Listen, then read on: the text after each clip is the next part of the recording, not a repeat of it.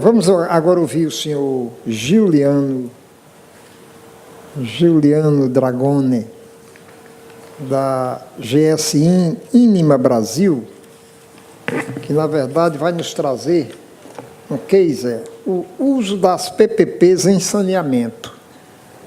O senhor Dragone é engenheiro de produção, especialista em processos de saneamento pelo Office International de l'Eau, França, e diretor técnico da GS Inima Brasil.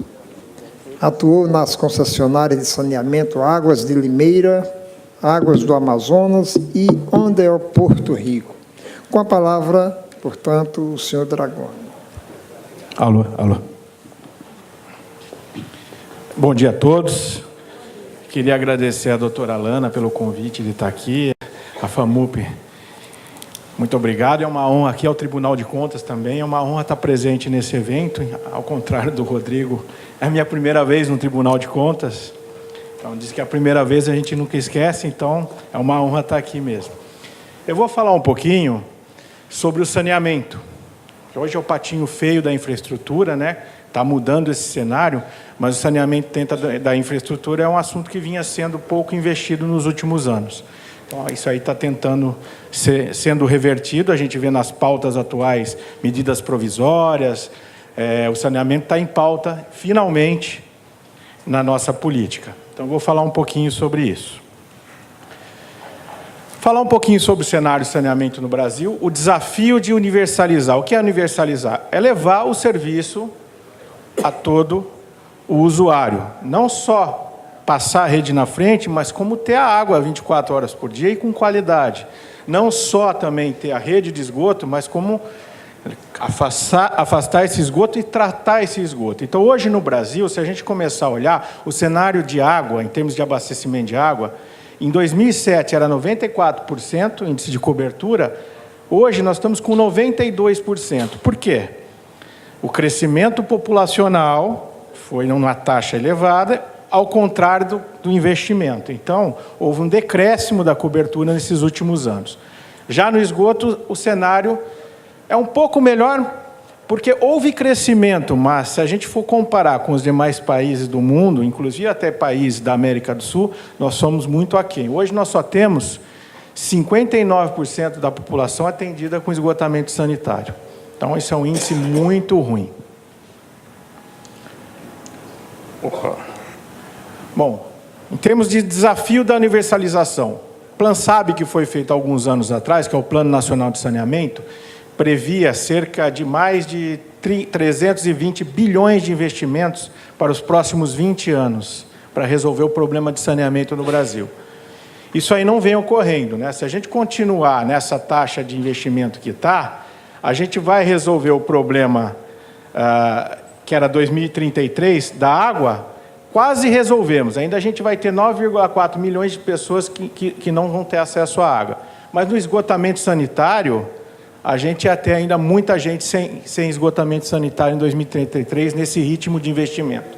Então, a gente precisa resolver, investir mais em saneamento. Aqui é um pouquinho, então, da participação do setor privado.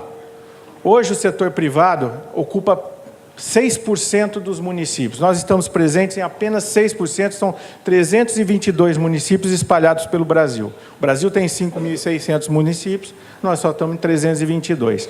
As companhias estaduais estão presentes em 71%, e as companhias locais, que são as municipais, autarquias, DAEs, estão presentes em 27%. É muito modesto. Eu queria ressaltar que todas essas informações que eu estou apresentando aqui, elas são retiradas do Sistema Nacional de Informação de Saneamento, que é o SNIS, e está disponível no site. Então, são informações públicas, que, na minha opinião, em muitos casos, são informações que não têm uma certa confiabilidade, mas é o que se tem para o momento, então o estudo foi baseado nisso aí. Se a gente olhar os investimentos do segmento privado no saneamento nos últimos anos, a gente vê uma grande quantidade de investimento. 12,8 bilhões estão previstos para os próximos 5 anos nessas empresas privadas. Apesar de sermos poucos, investimos bastante. São quase 38 bilhões que estão comprometidos com o segmento, já com contratos assinados. Então, a gente tem 38 bilhões já comprometidos para os próximos anos, né? De 2022 até o final dos contratos, são 11,5 bilhões. Então, a gente vê uma grande quantidade de investimento que também já foi realizado, que são aqueles 13 bilhões. Apesar de termos 322 municípios, investimos bastante. Aqui dá para dar uma noção. A meta do PlanSab é o que está em vermelho. Se a gente olhar de 2007 para cá, a participação do privado era muito pequena. Ele teve uma impulsão muito grande a partir de 2010, com a revisão do marco regulatório da Lei 11.445, ela teve uma revisãozinha, então houve uma impulsão maior. Então, se a gente olhar hoje, o privado investe, apesar de estar em 6% dos municípios, investe 20% do que é investido em todo o setor de saneamento. Então, esse é um número que a gente olha e vê a capacidade de investimento do privado. O ano passado, não, 2016, foram investidos... a gente teria que investir 21,66 bilhões. O privado investiu 2,4 bilhões de investimento. Então, se a gente olhar, dos 5.570 municípios no Brasil, o privado tem 6%, 11 bilhões de investimento no setor em 2016, representa 20% de tudo. Então, isso dá uma noção do potencial. Outro mito que ocorre, quando o privado entrar, a tarifa vai subir. Isso é mito. Se a gente parar para olhar aqui, as companhias estaduais, a tarifa média delas hoje é R$ 3,64. A média dos privados é R$ 3,75. Não dá nem 5% de diferença. Então, não existe esse mito de que entra o privado, a tarifa aumenta. A tarifa ela é calculada para fazer frente aos custos e ao investimento necessário. E dá também o retorno, é claro. Se a gente olhar também, outro mito que fala, o privado só quer cidade grande. Não é verdade. 58% dos contratos de concessões estão em cidades com menos de 20 mil habitantes. Tem um exemplo que eu gosto de dar. Nós, da GS Lima, temos uma cidade com 15 mil habitantes, com tarifa igual à da companhia estadual, e fazendo os investimentos numa velocidade muito grande. Outro exemplo, uma cidade de 12 mil habitantes no estado de São Paulo, hoje tem a perda de água menor do Brasil, em torno de 10%, a nível mundial. Uma cidade de 12 mil habitantes, 100% de esgoto tratado, 100% de água, e isso é realidade. Agora, falar um pouquinho do cenário do setor de saneamento na Paraíba, né? A gente estava vendo, a Paraíba ela tem um total de 223 municípios, maior que 100 mil habitantes são 4 municípios, de 50 a 100 mil habitantes são 5, de 20 a 50 mil, 8, e menor que 20 mil são os 206. Prestador, nós temos a companhia estadual, que é a CAGEPA, que hoje tem 195 municípios operados por eles, e os outros, que são as autarquias e DAIs, são os 28. Então, não tem nenhuma participação privada na Paraíba ainda. São 223. Se a gente olhar o setor de saneamento na Paraíba, segundo o SNIS, a cobertura de água hoje é de 89%. Lembrando, quando eu falo cobertura, é que a rede está passando. Não quer dizer que tem água, não quer dizer que tem continuidade, também não quer dizer que tem qualidade. Então, são vários outros aspectos que o SNIS não leva em consideração. Quando a coleta na Paraíba hoje é 49%, e o tratamento do que é coletado se trata 73%. Isso, relembrando, tem pessoas que fazem assim, eu não acredito, mas é dado do SNIS. A gente sabe que alguns dados não são verdade, porque a gente já olhou alguns planos municipais de saneamento e contradiz exatamente o que está no SNIS. Tem cidades, por exemplo, que falam que está com 100% de tratamento de esgoto, na verdade tem 7% quando a gente olha o plano municipal de saneamento. Então, isso não é uma realidade, e isso aí tem que ser estudado. A tarifa média de água do estado da Paraíba é de R$ 3,84, e as perdas de 37% de água. Quando a gente compara com a média Nordeste, a Paraíba está bem alinhada em termos de perda, em termos de cobertura, em termos de Brasil também, ela está na média, né? Mas quando a gente fala níveis de perda de 40% que o Brasil tem, isso é um outro dado que eu gosto sempre de falar nas palestras. Como é que a gente calcula essa perda se a gente não tem medidor nas unidades de produção de água? A gente só tem medidor nos consumidores. Como é calculado o volume que é se produzido e disponibilizado? É estimado. Pega aquela bomba, tem uma vazão de tanto, quantas horas ela trabalha, eu estimo esse volume e faço a minha perda lá do município. Esse número aqui também, ele é mascarado por algumas companhias estaduais que não consideram áreas de ocupação irregular como perda. Elas tiram esse volume de água que entram nessa área de ocupação irregular e não consideram como perda. Então, a Sabesp fala hoje que ela tem 28% de perda, mas ela tira Paraisópolis, uma das maiores favelas, ela tira as outras favelas, que consomem, por um estudo que foi feito pelo Trata Brasil, 3 vezes mais que o cidadão que paga a água. Então, você imagina a perda nessas áreas. Eles não contabilizam. Então, esse número de 38% na média nacional é mentira. Nós estamos falando de 50% para cima. Essa é a realidade. Então, o número de perda no Brasil é acima de 50%. Eu tenho quase certeza disso e nós vamos um dia conseguir mostrar essa realidade. Aqui, quando a gente olha, então, o setor a parte de perda, a gente comparando a Cagepa, que é a companhia estadual que está aqui, ela está bem na média nacional, né? A gente tem empresas aí que perdem 70%. Nós temos a Caesa, a Caera, a Canema, a Cosama, que é Manaus, a Depasa também, que é no Amapá, a Caerd em Roraima, em Rondônia. Então, no Norte e Nordeste, a gente tem onde se tem mais perda de água. Eu até costumo fazer uma analogia. Onde se tem mais recursos hídricos, é onde se perde mais. Porque o valor à água não é dado. Eu tive o prazer de trabalhar, que foi uma escola para mim em Manaus, na concessão de Manaus, por 5 anos. Então, eu via muito do pessoal, tem muita água aí. Tem muita água. Então, eu falava para ele, o senhor vai pegar de baldinho água lá? Você tem água abrindo, água de qualidade. A água está lá no rio, tem que tratar.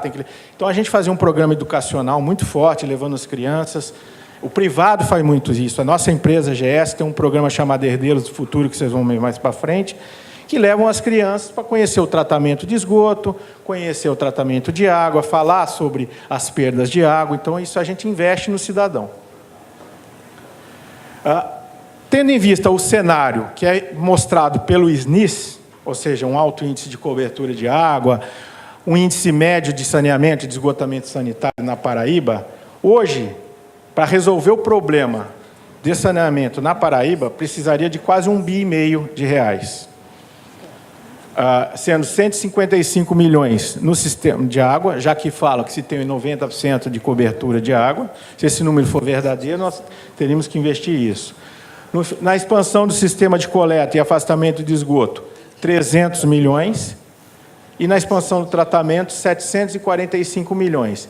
E no sistema existente, que teriam que se renovar os ativos, as bombas, a redução das perdas, 250 milhões. Então, a gente está falando um total de R$1,5 bilhão, de novo, se os dados do SNIS estão corretos. Como resolver isso, né? Com a participação na iniciativa privada ou não? Com as formas de prestação do serviço. No saneamento, existe a forma de prestação de serviço direta, onde uma autarquia, um DAE ou uma empresa municipal faz o serviço. Ela pode, através de uma licitação pública, levar uma empresa privada, uma concessão, no caso, uma subconcessão, uma concessão, ela pode levar a iniciativa privada. Tem a prestação indireta, que através de uma licitação pública, contratos de PPP ou concessão, a empresa privada faz. E tem a gestão associada, que já foi discutido anteriormente, que são a questão dos consórcios ou convênio entre Estado e municípios, sem licitação pública, que tem o contrato de programa e contrata uma empresa estadual. É a forma da Cagepa estar presente em alguns municípios, da Sabesp, da Copasa, outras empresas, o famoso contrato de programa. E existe também o consórcio ou convênio entre municípios, que pode fazer uma licitação pública e fazer os contratos de PPP ou concessão com a empresa privada. A empresa estadual, que ela também pode fazer um contrato de PPP com a empresa privada. Tem outros modelos, que são locações de ativos, que é um modelo que hoje, para o saneamento, é um modelo que não é interessante para as empresas do setor de saneamento, porque é uma obra disfarçada, é um financiamento de obra, locação de ativos, só para explicar rapidamente, você investe na construção, o parceiro privado faz a construção, faz o treinamento, opera por 1 ano e deixa a planta por 30 anos sendo operada pela companhia que contratou e recebendo como se fosse um aluguel por isso, no longo prazo. Não é interessante muito para o setor privado, para os prestadores de serviço. Hoje, cidades saneadas, nós temos alguns exemplos aí de 22 municípios, que a gente considera cidade saneada, não é aquela que tem 100% de água e esgoto, mas tem a questão da sustentabilidade, a questão das cidades inteligentes, a questão de metas atingidas no prazo, a inclusão da população, modelos de contratos diferentes, eficiência nas operações, e gerando valor para o município, e principalmente com satisfação do usuário. Então, vou passar rapidinho. Então, algumas cidades que têm exemplos de agilidade no cumprimento das metas. São Sebastião da Grama, é uma cidade pequena que está no estado de São Paulo, entregou a estação de tratamento de esgoto 7 meses antes da meta contratual. Pará de Minas, em Minas Gerais, também entregou, tinha um problema de falta d'água crônico na cidade e resolveu isso aí em 5 meses, ou seja, 1 ano e meio antes da meta contratual. No Rio de Janeiro, que é uma concessão feita numa área lá da zona oeste do Rio, também antecipou a entrega de uma ET. Então, isso aí mostra agilidade na entrega das obras. Inclusão da população, nós estamos falando de Buritis, no norte, atendimento de água tratada de 0 a 33% em 3 anos, com previsão de chegar a 50% em 2020. Então, é um salto muito grande para quem não tinha água tratada na rede, chegar a isso aí. Uruguaiana, em 7 anos, a coleta de tratamento de esgoto, que atendia menos da metade da população, chegou a 91%. A universalização estava prevista para 2019, ou seja, praticamente já atenderam a meta antes do prazo. Blumenau, universalização do sistema de esgotamento sanitário prevista para 2012. Então, foi resolvido.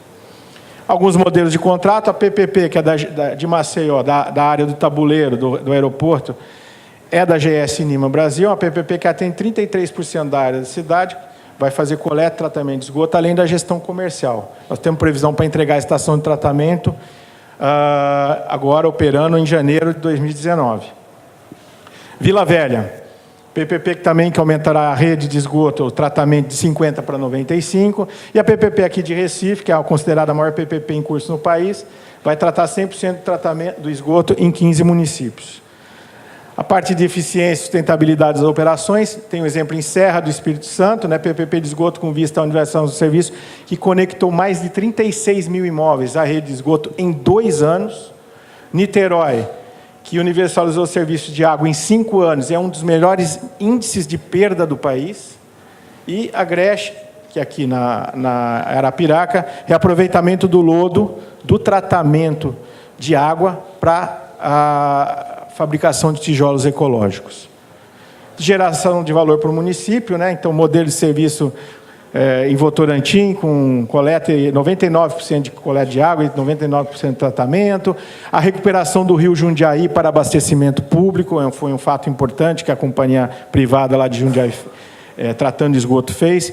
E Paranaguá também, que tinha 20% de esgoto só há 20 anos atrás, hoje está com a universalização prevista para 2021. E principalmente satisfação do usuário, né? Lá em Timon, no Maranhão, alguns programas de ação de saúde, ação cultural, alcançou 1.500 crianças na rede pública, deu 50% de desconto na conta de água de pessoas de baixa renda, impactando 2.800 famílias, e a inadimplência caiu de 80% para 10,5%. Itapuá também era um polo turístico de Santa Catarina, uma cidade praiana que estava em baixa porque não tinha água e quando tinha era com baixa pressão. E a iniciativa privada, quando entrou, resolveu o problema de falta d'água. Hoje é um polo turístico bem frequentado. Então, vou falar um pouquinho da GS Nima agora, rapidamente. A GS Nima é uma subsidiária da GS, que é um grupo coreano, é uma cisão da LG, aquele de eletrônicos. A LG ficou com a parte de eletrônica e petroquímica, e a GS ficou com a parte de serviços, infraestrutura.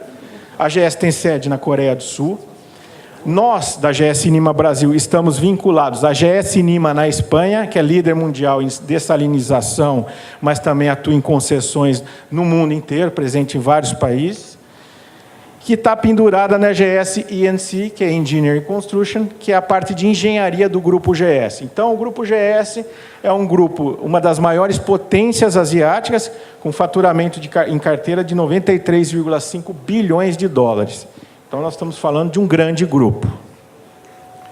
Vou passar um videozinho, que é mais autoexplicativo, sobre os nossos empreendimentos no Brasil e da GS Nima no Brasil.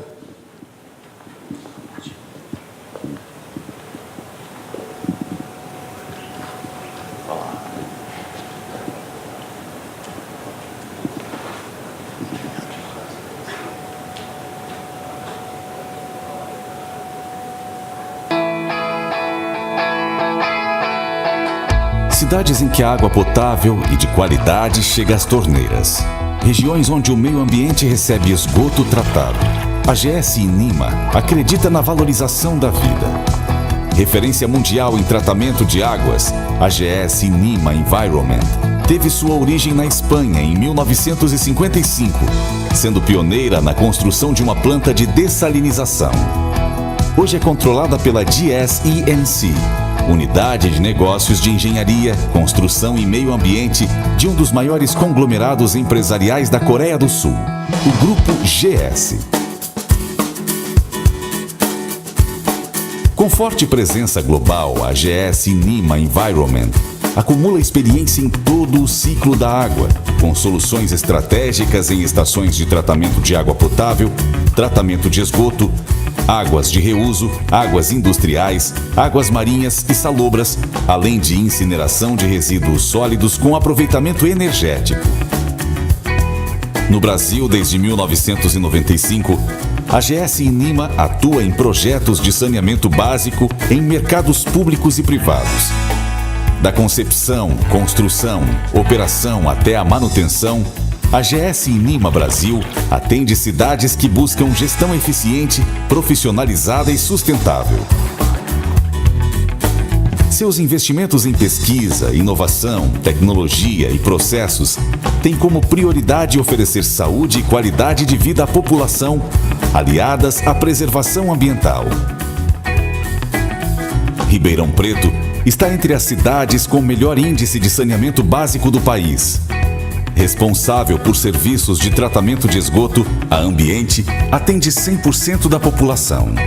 Com tecnologia empregada, pioneira no setor, também aproveita o biogás gerado no processo como energia renovável.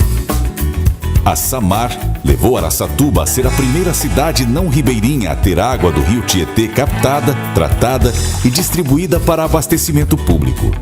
Investimentos na construção de moderna estação de tratamento de esgoto e inovações em serviços possibilitaram chegar aos parâmetros de universalização do sistema de saneamento. A Araucária é a responsável pelo projeto e construção da estação de tratamento de esgoto de Campos do Jordão. É uma das mais modernas do Brasil. Por ser uma cidade turística, o projeto foi concebido para preservar a região. A estação tem efluente com característica de água de reuso. Além da população local, atende turistas na alta temporada. A Cesam opera com sustentabilidade os serviços de tratamento e destino final do esgoto da cidade de Mojimirim. A tecnologia nos processos tem permitido redução no consumo energético da estação e o esgoto tratado já é considerado água de reuso. Projetada e construída pela Sanevap, a estação de tratamento de esgoto da bacia do rio Pararangaba, em São José dos Campos, universalizou o sistema de esgotamento sanitário da cidade. Atuantes no abastecimento de água e tratamento de esgoto, a Comasa da cidade de Santa Rita do Passa Quatro e a Caepa, em Paraibuna, investem em unidades operacionais diferenciadas para oferecer qualidade e eficiência ao sistema de saneamento básico. Na capital de Alagoas, a Sanama faz a gestão comercial e investe no tratamento do esgoto sanitário da Alta Maceió. Cerca de 300 mil habitantes da região são atendidos. Quando o saneamento básico é bem feito, tudo fica melhor. Melhora a saúde, melhora a qualidade de vida das pessoas e também do meio ambiente. Uma cidade com tratamento de água e esgoto tem benefícios sociais e econômicos importantes, como por exemplo, no setor de educação, de turismo, e também no setor imobiliário, dentre outros. E é nesse sentido que a GS Nima está preparada para investir, sempre com foco no bem-estar das pessoas. A GS Nima usa toda a sua tecnologia de ponta para transformar as cidades onde atua, seja dentro ou fora do país. Nossa premissa é valorizar a vida das pessoas, cumprindo nosso papel social de forma sustentável e transparente. Ciente de seu papel na sociedade, a GS Nima Brasil mobiliza crianças, jovens e adultos para a importância do tratamento do esgoto e o uso consciente da água. Em parceria com escolas e ONGs, os projetos socioambientais das unidades da empresa também trabalham questões como reciclagem, reutilização, plantio de mudas e destino correto do óleo de cozinha. Quase metade da população brasileira sofre com a falta de água e o tratamento de esgoto. Para as cidades, o desafio é avançar em seu sistema de saneamento básico. Para a população, a preservação da vida, com saúde e bem-estar.